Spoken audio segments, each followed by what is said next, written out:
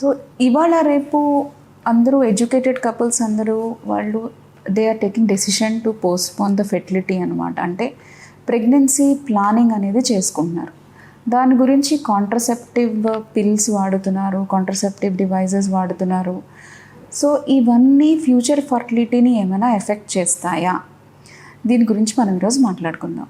So ఇవాళ రేపు చాలా బర్త్ కంట్రోల్ పిల్స్ అనేవి వచ్చాయి. సో మెయిన్గా బర్త్ కంట్రోల్కి కాండోమ్స్ యూజ్ చేస్తారు, బర్త్ కంట్రోల్ పిల్స్ వాడతారు, ఐయుసిడీస్ అంటాం, లూప్ అని నార్మల్ భాషలో అంటారు, అది వాడతారు, అండ్ ఇంజెక్షన్స్ అనేవి వాడతారు. సో ఇవి వాడడం వల్ల ఫ్యూచర్లో ఫర్టిలిటీ సమస్య రావడం లేకపోతే పర్మనెంట్ ఇన్ఫర్టిలిటీ ఏమైనా కారణం అవుతుందా అని చాలామందికి ఒక డౌట్ అనేది ఉంటుంది. చాలా మిత్స్ అండర్స్టాండింగ్స్ అవన్నీ ఉంటాయన్నమాట. సో ఈరోజు మనం ప్రతి ఒక్కదాని గురించి ఒక 2 నిమిషాలు మాట్లాడుకుందాం.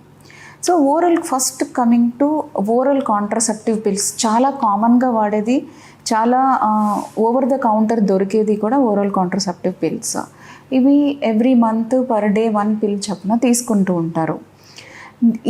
దీనివల్ల ఏమవుతుంది అంటే ప్రెగ్నెన్సీ అంటే ఓవ్యులేషన్, ఎగ్ అనేది పెరగకుండా ఉండడం వల్ల ప్రెగ్నెన్సీ రాదు అనమాట. సో కాకపోతే ఇవి ఆపేసిన వెంటనే ఓవ్యులేషన్ అనేది జరుగుతుంది. యాక్చువల్లీ రీబౌండ్ ఓవ్యులేషన్ అనేది జరుగుతుంది అనమాట. సో ఒకసారి కాంట్రసెప్టివ్ పిల్ తీసుకుని అది ఆపేయంగానే మళ్ళీ నార్మల్ ఫర్టిలిటీ స్టేటస్కి ఆ కపుల్ అనేవాళ్ళు వచ్చేస్తారు. సో ఓసీ పిల్స్ అనేవి చాలా safe form of contraception and వాటి ద్వారా మళ్ళీ ఆపేసిన వెంటనే ఫర్టిలిటీ అనేది రీగెయిన్ అవ్వడం అనేది వెరీ వెరీ కామన్ అనమాట. సెకండ్ థింగ్ ఏంటి అంటే ఇంట్రాయూట్రైన్ కాంట్రసెప్టివ్ డివైజెస్. ఇవి లూప్స్ అని అంటారు. ఇవి గర్భాశయంలో పెడతారు. ఇవి యూజువల్గా ఫస్ట్ ప్రెగ్నెన్సీకి సెకండ్ ప్రెగ్నెన్సీకి మధ్యలో వాడతారు, అంటే స్పేసింగ్ ఆఫ్ బర్త్స్ ఇవి వాడతారు.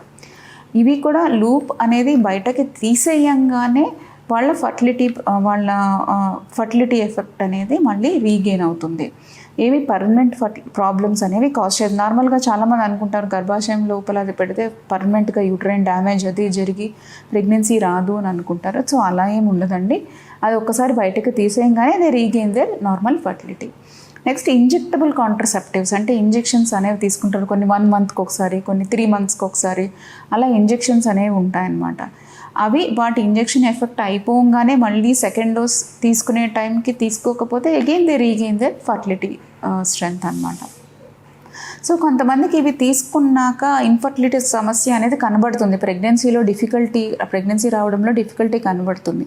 అలా ఎందుకు జరుగుతుంది అంటే, ఒకటి వాళ్ళు ముందు కంటే ఏజ్ అవుతారు. Age is the important factor which effects fertility అనమాట. అండ్ రెండోది వేరే సమస్యలు ఏమైనా ఉండొచ్చు, ఎండోమెట్రోసిస్ సమస్య, లేకపోతే మేల్ ఫ్యాక్టర్ ఇన్ఫర్టిలిటీ, మెన్లో ఏమైనా స్పర్మ్ కౌంట్ తగ్గిపోవడం, ఏజ్, డయాబెటీస్, ఈ లైఫ్ స్టైల్ ప్రాబ్లమ్స్ వల్ల కూడా ఏజ్ అవుతూ ఫర్టిలిటీ సమస్య అనేది రావచ్చు. సో ఓవరాల్గా నేను చెప్పేది ఏంటి అంటే, బర్త్ కంట్రోల్ పిల్స్ కానీ బర్త్ కంట్రోల్ డివైజెస్ కానీ పర్మనెంట్ ఇన్ఫర్టిలిటీ అనేది ఏమీ కాజ్ చేయమండి. ఒకసారి అవి ఆపేయంగానే మళ్ళీ ఫర్టిలిటీ అనేది మనకి రీగెయిన్ అవుతుంది. Thank you.